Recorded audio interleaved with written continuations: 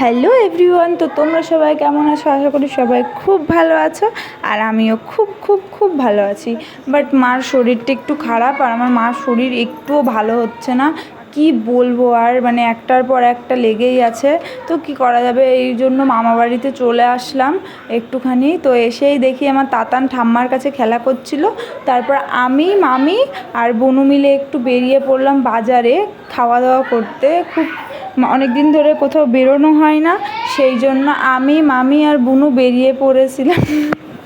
আর আমার বোন যখনই আমি এডিট করতে বসি তখনই খালি হাসানোর চেষ্টা করে আর খালি হাসায়। আর এই দেখো আমরা চলে এসেছি রানাঘাটের ব্রিজের ওপর দিয়ে। যেহেতু যদি স্টেশনের উপর দিয়ে যাই তাহলে পরে টিটি কাকু ধরে আমাকে ভরে দেবে জেলে, ওই জন্য আর ওই দিক দিয়ে যাইনি।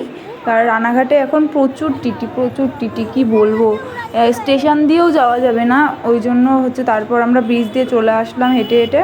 এ দেখো বাজারটা কি সুন্দর লাগছিল, আলোই আলো। তারপর আমরা হেঁটে হেঁটে চলে আসলাম মিয়া মোড়ে খেতে। গাইস খেতে আমার এত ভাল লাগে, খেতে কি বলবো।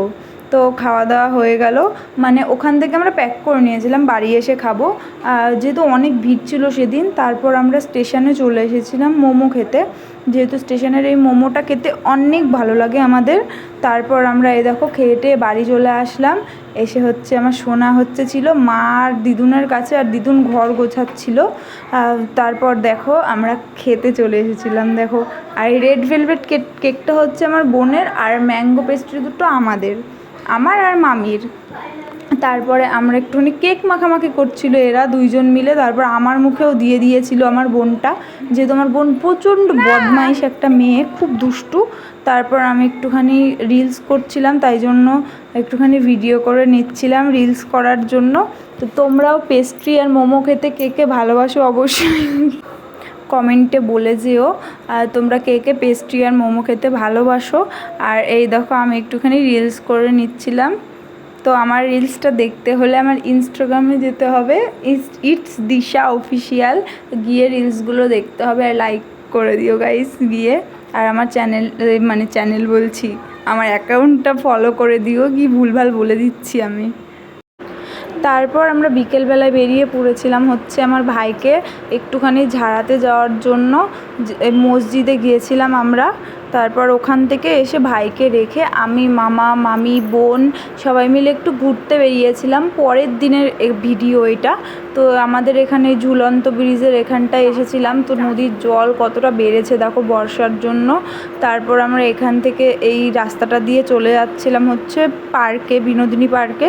তো আমরা যাওয়ার সময় এই ভেতর দিয়ে হেঁটেই গেছিলাম। তো দেখো এই মন্দিরগুলো খুব ভালো লাগে, রানাঘাটে অনেক সুন্দর সুন্দর জায়গা আছে, তোমরাও ঘুরতে চলে এসো তাড়াতাড়ি।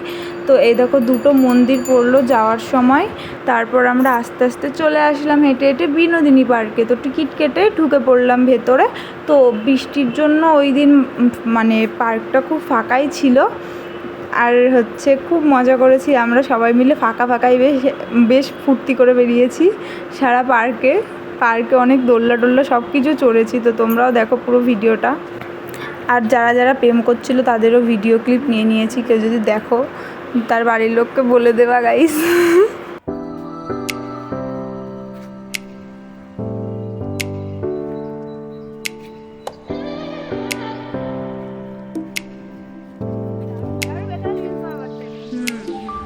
আগে একটা ভিডিও করে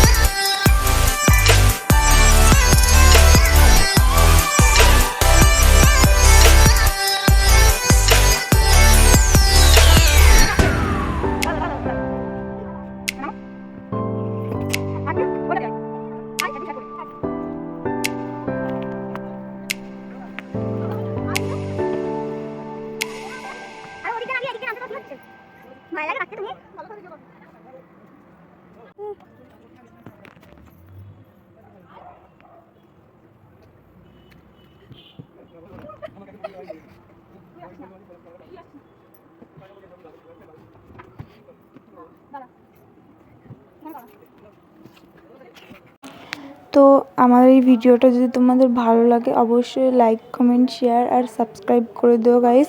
পুরো ভিডিওটা দেখার জন্য তোমাদের অনেক অনেক ধন্যবাদ। তো বাই।